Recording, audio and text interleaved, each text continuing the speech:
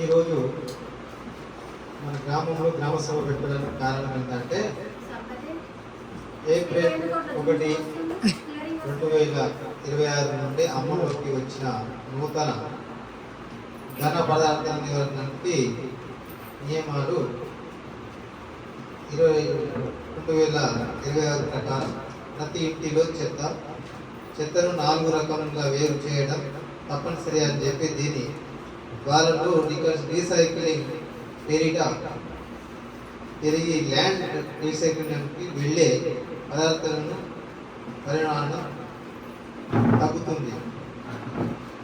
4 విభాగాలు చెత్త వేరు చేసే విధానం. అంటే ఇప్పుడు మా సార్ చెప్పినట్టు ఈ 4 బుట్టలు వేరుగా ఈ బుట్టలు మనకు గవర్నమెంట్ వారి నుంచి మనకు ప్రతి ఇంటికి 4 బుట్టలు వస్తాయి. దానికి మనం ఇప్పుడు సార్ చెప్పిన విధంగా, ఎందుకంటే ఇప్పుడు రకరకాలుగా పొడి చెత్త వేడి చెత్త అని చెప్పి ఈ చెత్తలను వేరు చేసే విధంగా ఇప్పుడు గవర్నమెంట్ సూచించింది. కాబట్టి మనం దీన్ని ఖచ్చితంగా పాటించాలి.